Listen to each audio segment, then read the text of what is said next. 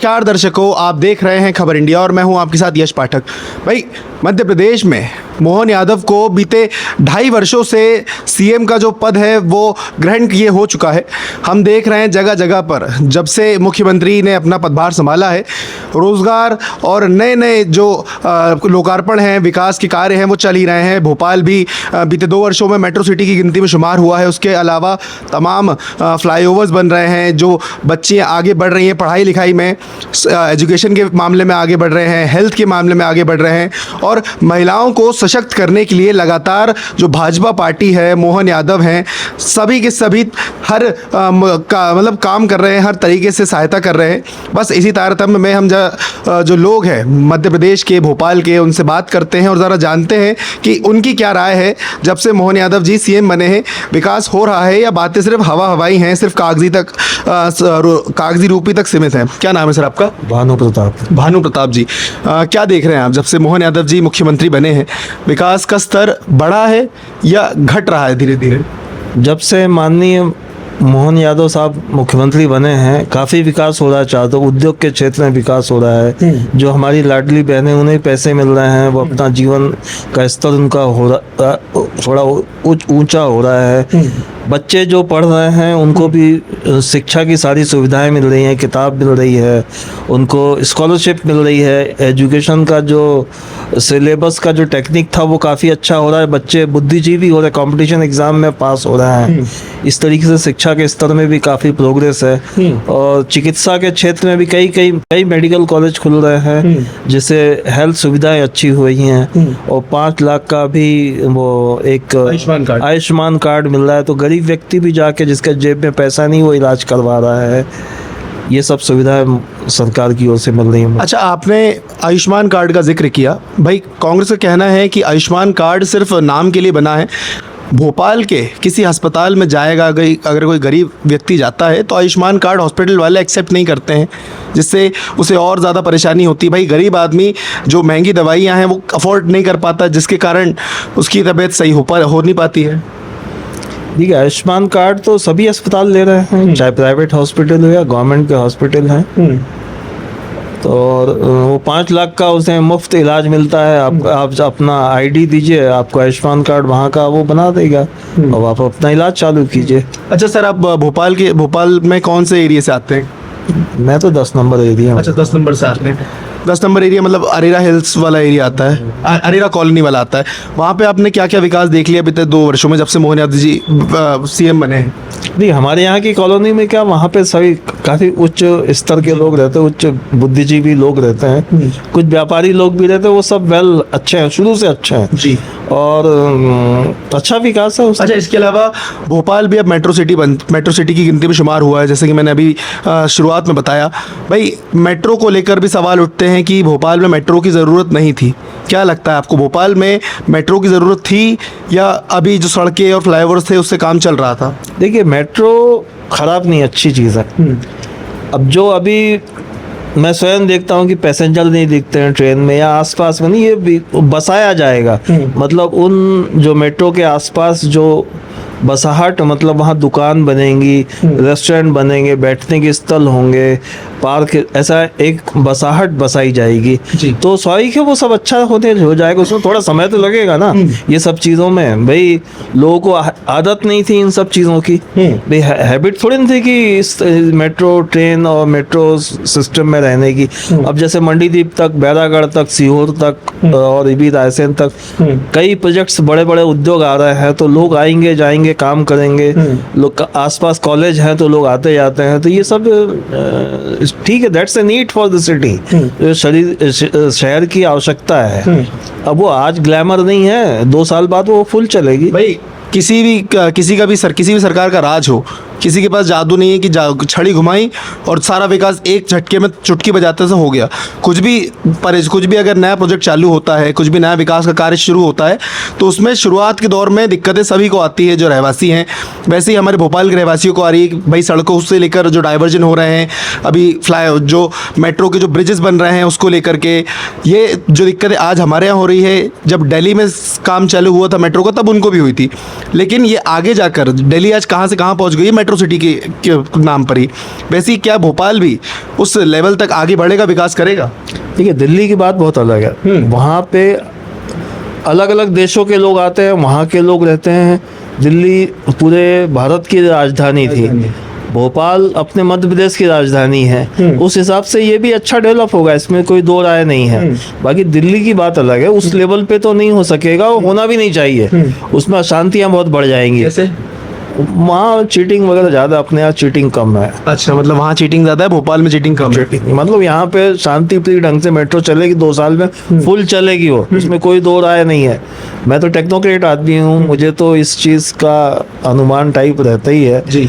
कि आज ठीक है 4 डिब्बे चल रहे हो खाली खाली, 2 साल में देखिए 10 डिब्बे चलेंगे, भरे भरे चलेंगे पूरे, और सब बसाहट बस जाएगी, आसपास के लोग आएंगे जाएंगे, जरूरत होगी। अच्छा, अगर हम बात करें कि जो मध्य प्रदेश की बहनों के लिए योजनाएं चल रही हैं, लाडली बहना योजना है, तो लाडली बहना योजना को लेकर सवाल उठते हैं कि ये सिर्फ जो पैसे दे रही है भाजपा पार्टी, ये सिर्फ महिलाओं को वोट खरीदने के लिए दे रही है। ये तो एक संवैधानिक मेथड है, उस आधार पे मिल रहा है पैसा। और ये अच्छी बात है कि बहुत जो गरीब रहती हैं महिलाएं, जो स्किल्ड नहीं है, जो अच्छे से कहीं से अर्न नहीं कर, उनके लिए बेसिक अच्छा, बेचारी घर पे अपना दाल रोटी तो बना के खा सकती हैं। ऐसे हमारे भारत की महिलाओं को सशक्त होना चाहिए, वो एक एनर्जेटिक लेडी हो। मैं तो ऐसा हमेशा चाहूँगा कि लोग, महिलाएं हमारी हाथ पसारने वाली नहीं हो, देने वाली हो। लेकिन फिर भी जो कांग्रेस है उसके ऊपर सवाल उठ रहे हैं कि वोट खरीद रही हैं, और महिलाओं के लिए कहती हैं कि भाई महिलाओं वैसे तो हर चीज़ में आगे बढ़ रही हैं, लेकिन महिलाएं पैसे ले रही हैं और अपने वोट बेच दे रही हैं, कभी मोहन यादव को, कभी शिवराज सिंह चौहान को, कभी भाजपा को। देखिए, ऐसी बात नहीं है, वो तो एक संवैधानिक मेथड है, उस आधार पे पैसे दे रही है। आज कांग्रेस की गवर्नमेंट रहती तो भी देते, वो लोग भी पैसे देते, वो लोग भी बाउंड रहते, वो महिला बाल विकास की ओर से, तो उनको भी देना पड़ता। वो तो कॉन्स्टिट्यूशनल मेथड्स है ना, उस आधार पे वो दे रहे हैं सभी। अच्छा सर, आपकी एज काफ़ी है, आपने बीजेपी का भी शासन देखा है और उसके पहले कांग्रेस का भी शासन देखा है। कांग्रेस के टाइम पे क्या दिक्कतें थी, क्या स्थिति थी भोपाल के विकास की और सड़कों की और अन्य जो एक रोज़मर्रा की ज़रूरत होती है एक मिडिल क्लास इंसान की, उसकी? उस देखिए, आज पैसा ज़्यादा आ रहा है, ज़्यादा आ रहा है तो विकास भी ज़्यादा दिख रहा है, कुछ अच्छे लोग कर रहे हैं काम। ये जो हमारी आने वाली पीढ़ी है, इसके लिए बहुत अच्छा होगा। जो हमारी पिछली अभी पीढ़ी जो आएगी, उसको ये सब काफ़ी अच्छी चीज़ें मिलेंगी। यहाँ कॉलेज मिलेगा, मेट्रो मिलेगी, आने जाने का मिलेगा। 2003 के टाइम पे क्या स्थिति थी भोपाल की? वो कमज़ोर था उस समय, स्थिति कमज़ोर, इतना पैसा नहीं आ पाता था, इतना भाई पैसा जो आएगा तभी अपन विकास कर पाएंगे ना। आज मोहन जी अच्छा पैसा लेके आते हैं, कुछ और टेक्नोक्रेट जो लोग ये सब अच्छे कर पाते हैं जी। अच्छा, इसके अलावा एक सवाल और उठता है कि भाई मोहन यादव एक जो सीएम का काम करना चाहिए, जैसे एक सफल सीएम होते हैं, वैसे कहीं ना कहीं उभर के नहीं आ पा रहे हैं। भाई कांग्रेस का कहना है कि अभी 2028 में जब मध्य प्रदेश में चुनाव है, अगर मध्य प्रदेश से भाजपा जाती है, भाजपा हारती है, तो उसका सबसे बड़ा और एकलौता कारण होगा मोहन यादव। नहीं, ऐसा कुछ नहीं, वो तो टीम प्रोजेक्ट करता है काम। कोई मोहन यादव अकेले थोड़ी चुनाव वो करेंगे, वो तो लीडर हैं, केवल हेड है अभी उसके। वो तो पूरी टीम प्रोजेक्ट करती है काम किसी भी बड़े चुनाव के समय। और जनता का तो गुप्त मतदान होता है, वो जिसको चाहे उसको वोट दे, जिसका उसका मन बनेगा उसके ऊपर भी तो सवाल उठते ना कि ईवीएम इनका है कि हम वोट डालते कांग्रेस को और बटन दबती बीजेपी की। तो इतना ज्ञान मेरे को नहीं है सर कि वो तो मैं खुद जांच करूंगा तो पता लगेगा। अच्छा हाँ।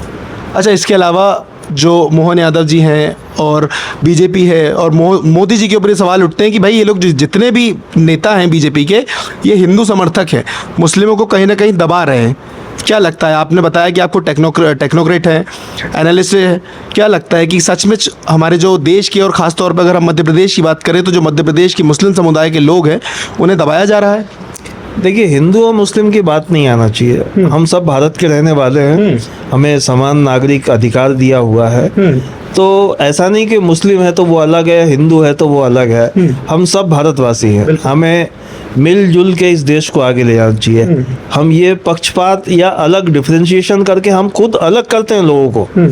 हम मुस्लिम कह के उन्हें अलग कर रहे हैं या हिंदू कह के उन्हें अलग कर रहे हैं। हमें एक साथ उनको भी अपनी जैसा समझना चाहिए, दोनों व्यक्तियों को।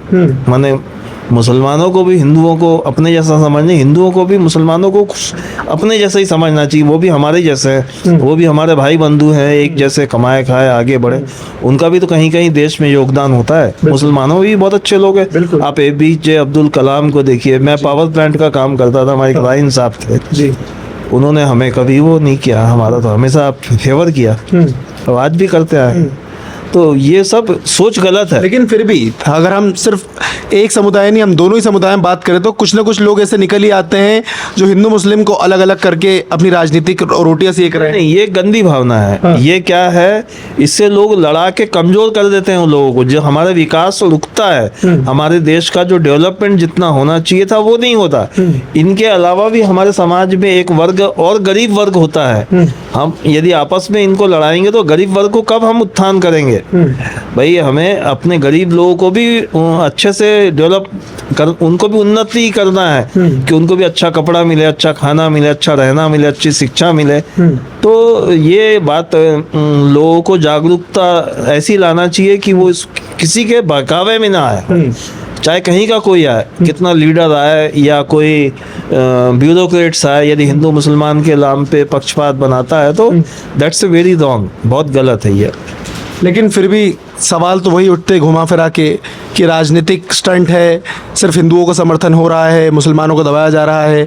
कहीं ना कहीं बातें वंदे मातरम के ऊपर उठती हैं कि मुसलमानों को वंदे मातरम बोलने के लिए फोर्स किया जा रहा है। आज वंदे मातरम बोलने के लिए फोर्स कर रहे हैं, कल जय श्री राम बोलने के लिए फोर्स करेंगे। दोनों ही कहो ना यार, वंदे मातरम में क्या बुराई है, जय श्री राम में क्या बुराई है? कोई बुराई है तो वो आप बताइए ना। ऐसा कोई बुराई है क्या? राम एक मर्यादा पुरुषोत्तम रहे हुए हैं। मर्यादा पुरुषोत्तम इन द सेंस वो भी अब हमारे जैसे मनुष्य पैदा हुए थे। बिल्कुल। वो कोई अलग से थोड़ी ना बन के आए थे। उन्होंने इतने कष्ट में जीवन में दूसरी दिशा की ओर ना मुड़े, वो थे यानी राम। इसलिए वो हमें उन्हें आइकॉन मानते हैं। आइकॉन मीन्स हमको भी वैसे ही करना चाहिए जैसा उन्होंने अपने जीवन में इन कठिन परिस्थितियों में अपना जीवन जिया। कृष्ण भी हमारे जैसे द्वापर में पैदा हुए तो 8वीं संतान थे। उनका तो मामा उनको मार डालता था, उस समय उन्होंने कैसा करके जिया। तो ये हमारे आइकॉन है। आइकॉन मीन्स जैसे अपन बोलते हैं ना, हमारा भैया है वो। तो हमें उनको अपना गुरु या पूज्य मान के हमें जीते रहना चाहिए। जी सर, आखिरी सवाल, मोहन यादव जी की अगर कार्यकाल जो भी जितना गुजरा है 2.5 साल 2 साल का, अगर मैं कहूँ कि 10 में से नंबर दीजिए तो आपके एक आम आदमी के हिसाब से आप कितने नंबर देंगे? विकास को देख के, उनकी कार्य प्रणाली को देख करके। देखिए, विकास तो दिखता है, तो 50 नंबर तो दे दूँगा। 10 में से 5 50%। अभी आप बोल रहे विकास दिखता, फिर भी 50% ही। अब तो दिख तो रहा है विकास, बाकी वो अभी मैंने बोला ना मेट्रो में 2 साल लगेगा। अच्छा। वो थोड़े दिन उसको वो मतलब, सब अच्छा, फॉर्म भर। अभी 2-2.5 साल का जो उनका टेन्योर है वो पहला टेन्योर अभी और बाकी है, तो क्या लगता है, उम्मीद है हो जाएगा? और फिर मोहन यादव अकेले ही थोड़ी ना वो जवाबदार है सब चीजों के। वो पूरे देश के जितने मध्य प्रदेश की सारी जनता है उनके साथ मिल के काम करेगी तब वो दिखेगा। वो तो आगे झंडा लेके चल रहे हैं बस। ये सभी लोगों को मतलब समर्थन जो लोग हैं, जो रहवासी हैं, उनका भी चाहिए। उनको भी काम उनके साथ हो जाए। मतलब आपका समर्थन रहेगा उनको? हाँ, मेरा समर्थन है ना। उन्होंने भैया अभी वो अम्बेडकर स्कीम में गाय के लिए बहुत अच्छी स्कीम उन्होंने दी है कि 42 लाख रुपए गाय के आगे बढ़ाने के लिए। बहुत अच्छा है। गरीब वर्ग बेचारा गाय पाल के अपने रोजी रोटी कर लेगा, तो उससे सभी को फायदा है। जो शहर में गाय का दूध खरीद नहीं पाता है वो बेचारा अपना गाँव में दूध पैदा करके उसका जो मतलब लोग हैं वो कह रहे हैं कि देश में चाय वाला और गाय वाला दोनों की जो जोड़ी है वो काम कर रही है, कारगर साबित हो रही है, तो लग रहा है मतलब? नहीं, ऐसा देश 2 लोगों का तो नहीं है भैया, देश तो सभी का है यार। नहीं, सभी का है, लेकिन जो जोड़ी है वो हमारे मध्य प्रदेश में मोहन यादव जी गाय वाले और देश में मोदी जी हमारे चाय वाले। उनके हिसाब से कहा रहा है कि जो मोदी और मोहन की जोड़ी है वो मध्य प्रदेश में विकास कर रही है, काम कर रही है, कारगर साबित हो रही है। पैसा तो आ रहा है भाई, पैसा आ रहा है, विकास थोड़ा थोड़ा दिख रहा है, ऐसा नहीं है, बड़े बड़े इंफ्रास्ट्रक्चर दिख रहे हैं। अब बुराई तो हर कोई एक दूसरे की करता रहता है। वो तो जैसे एक गिलास में पानी हो तो लोग बोलते, एक बोलेगा आधा गिलास खाली है, एक बोलेगा आधा गिलास भरा है। यही पॉजिटिव और नेगेटिव की मेंटालिटी। हाँ, ये बताता है, लोग ऐसे ही कहते रहते हैं। जी। बहुत बहुत धन्यवाद। तो जैसा कि देखा आपने, तमाम मुद्दों पर भाई साहब ने अपने मन की बात करी, अपना पक्ष रखा। आगे आपका क्या कहना है भाई साहब के पक्ष के ऊपर, कमेंट में ज़रूर बताएं और बने रहिए आगे के अपडेट्स के लिए। जय हिंद, वंदे मातरम।